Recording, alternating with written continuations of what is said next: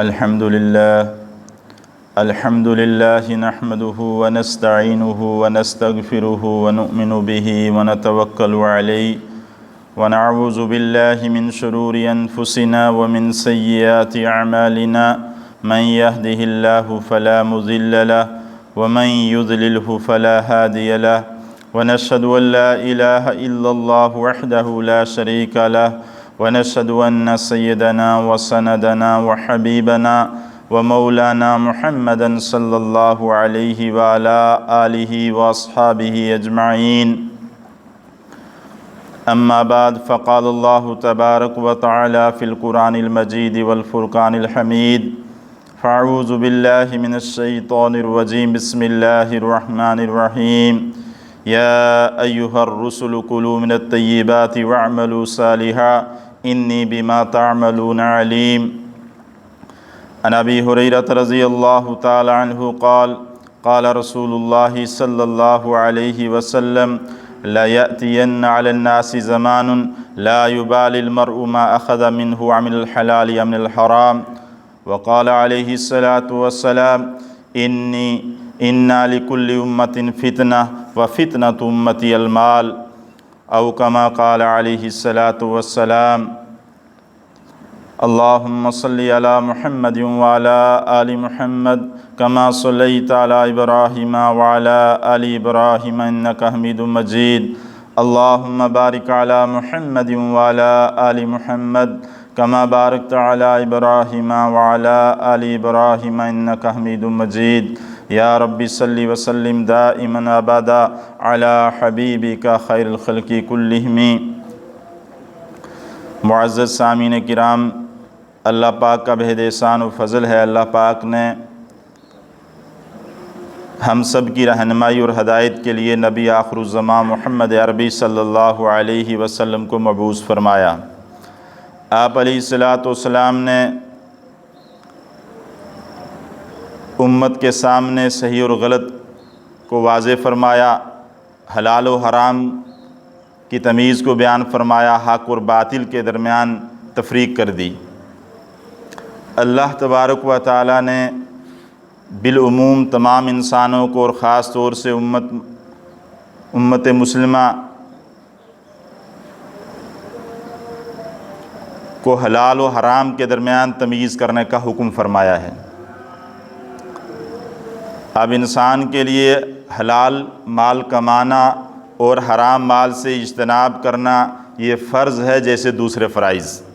جس طرح ہم نماز ادا کرتے ہیں، روزہ ادا کرتے ہیں، دوسرے فرائض کے ہم پابند اپنے آپ کو کرتے ہیں،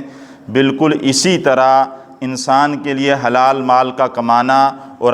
حرام سے اجتناب کرنا یہ انسان کے لیے اور خاص طور سے ایمان والوں کے لیے لازمی ہے۔ اللہ تعالیٰ کے ہاں سب سے مقرب جو ہستیاں تھیں وہ انبیاء علیہم السلام، سب سے احسن، اکمل، اجمل اللہ تبارک و تعالیٰ نے اپنے انبیاء علیہم السلام کو اس بات کا حکم فرمایا، یا ایھا الرسل کلوا من الطیبات واعملوا صالحا، فرمایا یہ رسولو پاک چیزوں کو کھاؤ، واعملوا صالحا اور نیک عمل کرو۔ تو پتہ چلا کہ جب انسان نیک عمل اللہ کے ہاں اسی وقت قابل قبول ہوگا جب انسان حلال غذا کھائے گا، جب حلال چیزوں کا استعمال کرے گا، پاک چیزوں کا استعمال کرے گا، تو اللہ تعالیٰ نے انبیاء علیہم السلام کے توسل سے تمام امتوں کو، جتنی بھی امتیں آج تک اس دنیا کے اندر آئی، جتنے بھی انبیاء علیہ السلام آئے، سب کو اللہ نے یہی حکم دیا اور پھر ان کے توسل سے تمام انسانوں کو یہ پیغام دیا گیا کہ یہ دنیا کے انسانوں حلال روزی کو استعمال کرو، حلال مال کو کماؤ اور اس کا استعمال کرو، وَاعْمَلُوا صَالِحًا اور نیک اعمال کرو، اس لیے کہ جو تم حلال روزی کا استعمال کرو گے اور اس کے بعد نیک اعمال کرو گے، وہ نیک اعمال اللہ کے ہاں قربت کا ذریعہ بنیں گے، اللہ کے ہاں قرب کا ذریعہ بنیں گے۔ اگر آدمی حلال مال نہیں کھائے گا، اس کے علاوہ پھر جتنی عبادت کرے گا وہ اللہ کے ہاں جو عبادت سے مقصود ہے وہ حاصل ہونے والا نہیں ہے۔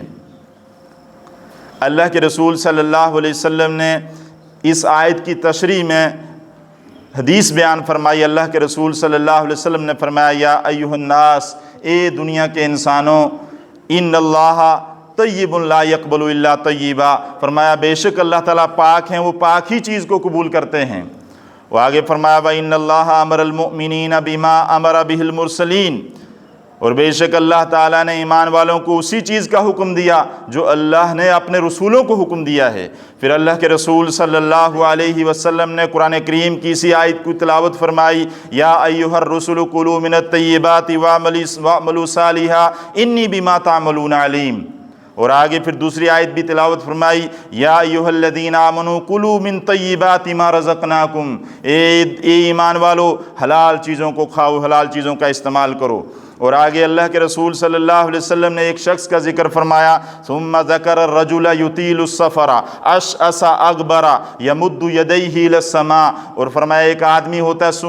ثم ذکر الرجل، پھر اللہ کے رسول صلی اللہ علیہ وسلم نے ایک شخص کا ذکر کیا، فرمایا یطیل السفر، وہ لمبا سفر کرتا ہے، اشعث اور پریشان حال، و اغبر اور اسی طرح سے پراگندہ حال اور گرد آلود ہوتا ہے، یمد یدیہ الی السماء، اور اپنے ہاتھوں کو آسمان کی طرف اٹھاتا ہے اور کہتا ہے یا ربی یا ربی، ومطعمہ حرام، اور اس کا کھانا حرام، ومشربہ حرام، اور اس کا پینا حرام، وملبسہ حرام، اور اسی طرح سے اس کا لباس حرام، وغذی بالحرام، اور اسی طرح سے اس کے جسم نے حرام غذا سے پرورش فرمائی اور پرورش پائی ہے، فانا یستجاب لذالک، تو ایسے شخص کی دعا کہاں قبول ہوگی؟ اس لیے کہ اس کا کھانا بھی حلال نہیں، اسی طرح اس کا پہننا بھی حلال نہیں۔ یہ ایک اہم مسئلہ ہے میرے ساتھیوں، ہمارے سامنے ایک اہم مسئلہ ہے جس کو ہم نے پس پش ڈال رکھا ہے۔ ہم نمازیں پڑھتے ہیں، عبادت کرتے ہیں، لیکن روزی کی پاکیزگی کی طرف ہمارا دھیان نہیں ہے کہ مال ہم کہاں سے کماتے ہیں اور کیسے پھر اس کو استعمال کرتے ہیں، کیا جن ذرائع سے ہم مال کو کما رہے ہیں وہ جائز ہے کہ نہیں، صحیح ہے کہ غلط ہے۔ اس سے بالکل بھی ہمیں اس سے جو ہے بے خبر ہیں ہم۔ اللہ کے رسول صلی اللہ علیہ وسلم نے کتنے 1400 سال پہلے اس بات کی پیشن گوئی فرمائی تھی، اور بالکل میں اور آپ اسی دور سے گزر رہے ہیں۔ اللہ کے رسول صلی اللہ علیہ وسلم نے ارشاد فرمایا تھا لا یأتین علی الناس زمان لا یبالی المرء ما اخذ منہ من الحلال یا من الحرام، فرمایا میری امت پر ایک ایسا زمانہ آئے گا، لوگوں پر ایک ایسا زمانہ آئے گا جس میں آدمی بالکل بھی اس بات کی ہرگز پرواہ نہیں کرے گا کہ وہ جس چیز کا استعمال کر رہا ہے، جو چیز لے رہا ہے، وہ حلال ہے کہ حرام۔ بالکل بھی آئینی ہم اسی دور سے گزر رہے ہیں۔ اس لیے میرے ساتھیوں، جو اصلی فساد ہے وہ اسی کے اندر ہے کہ ہم جو مال کماتے ہیں اس کے اندر احتیاط نہیں برتتے ہیں، اسی کا استعمال کرتے ہیں۔ میں آپ کے سامنے ایک بات، آپ اس کو سن لیجئے اور دل کے کانوں سے سنیے، کتنی اہم بات ہے اور کتنا اہم مسئلہ ہے جس پہ ہم غور نہیں کرتے ہیں۔ جو لقمہ انسان اپنے پیٹ کے اندر ڈالتا ہے اس سے 4 قسم کا مادہ انسان کے جسم کے اندر بنتا ہے۔ جو لقمہ انسان اپنے پیٹ کے اندر ڈالتا ہے اس سے 4 قسم کا مادہ انسان کے جسم کے اندر بنتا ہے۔ نمبر 1 سودا، نمبر 2 صفرا، نمبر 3 بلغم، اور نمبر 4 خون۔ یہ 4 چیزیں جو لقمہ آپ اپنے پیٹ میں ڈالتے ہیں، یہ 4 چیزیں انسان کے جسم کے اندر بنتی ہیں۔ اور جو سودا ہوتا ہے انسان کی ہڈیوں کے اندر جاتا ہے، جو صفرا ہوتا ہے وہ پت کی تھیلی کے اندر جاتا ہے اور کھانے کے ہاضمے میں مدد کرتا ہے، اور بلغم کہتے ہیں اس چیز کو، اس وائٹ لیئر کو جو انسان کے کھال اور اسی طرح سے اندر کا جسم جو ہوتا ہے اس کے درمیان جو وائٹ لیئر ہوتی ہے اس کو بلغم کہتے ہیں۔ اور تیسری چیز جو بنتی ہے وہ بلغم بنتی ہے۔ آپ دیکھتے ہیں جب کسی جانور کو ذبح کرتے ہیں، کھال اور اسی طرح سے اس کے اندر کے گوشت کے درمیان ایک وائٹ لیئر رہتی ہے، اسی کو بلغم کہتے ہیں۔ تو ایک حصہ بلغم کا بنتا ہے، اور جو چوتھی چیز بنتی ہے، انسان جو لقمہ کھاتا ہے اس سے خون بنتا ہے۔ یہ خون انسان کے دل کے اندر جاتا ہے۔ پھر مزید اس کی 3 قسم کی تقسیم ہوتی ہے، اور جو اعلیٰ قسم کا خون ہوتا ہے اس سے انسان کی منی تیار ہوتی ہے، جس سے نسل انسانی چلتی ہے۔ اور اسی طرح سے جو دوسرا خون ہوتا ہے دوسری کیٹیگری کا، وہ انسان کی کھال اور انسان کے گوشت کے درمیان رہتا ہے۔ جب آپ کے جسم کے کسی حصے کو کٹ بجتا ہے تو آپ دیکھتے ہیں خون پھوٹتا ہے، وہ رگ کا خون نہیں ہوتا ہے، بلکہ وہ جو کھال اور اسی طرح سے بلغم کے درمیان جو خون ہوتا ہے وہ نکلتا ہے۔ جب انسان ہجامہ کرتے ہیں لوگ تو جو خون نکالا جاتا ہے وہ رگ کا خون نہیں ہوتا، بلکہ وہی کھال اور اسی طرح سے بلغم کے درمیان جو خون رہتا ہے جو دوسری کیٹیگری کا ہوتا ہے وہ نکلتا ہے۔ اور تیسرا قسم کا خون انسان کی رگوں کے اندر دوڑتا ہے، اس لیے کہ سب سے لوسٹ کیٹیگری کا جو خون ہوتا ہے اس سے انسان کی زندگی کا مدار اسی پر ہے۔ اگر رگ کا خون نکل جائے تو انسان فوری طور پر وفات پا جائے گا، مر جائے گا۔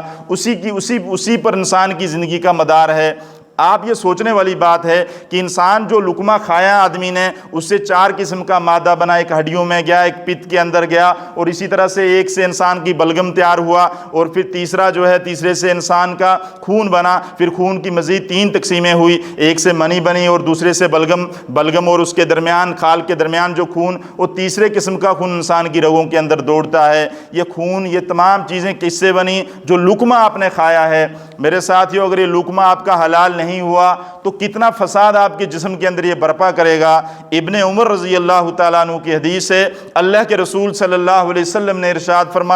فرمایا کہ آدمی 10 درہم کا کپڑا خریدتا ہے اور اس میں 1 درہم حرام کا ہوتا ہے، وہ کپڑا پہنتا ہے، اور کپڑا، فرمایا یہ کپڑا جب تک اس کے جسم پر رہتا ہے تب تک اس کی عبادت اللہ کے ہاں قبول ہوتی نہیں ہے۔ آپ اس سے اندازہ لگا لیجئے کہ انسان نے کپڑا لیا اور اس کے اندر تھوڑی سی ملاوٹ تھی حرام کی، اور وہ کپڑا انسان نے اپنے ظاہری جسم پر لگایا ہے، اس کی بنا پر انسان کی عبادت قبول نہیں ہوتی ہے۔ تو آپ اس لقمے کا کیا اندازہ لگا سکتے ہیں جو حرام کا لقمہ آپ کے پیٹ میں چلا گیا؟ جب انسان کے پیٹ میں چلا گیا تو انسان کی عبادت کیسے قبول ہو سکتی ہے؟ اس لیے میرے ساتھ جو اس وقت بگاڑ اور فساد ہمیں نظر آتا ہے، جو انسانی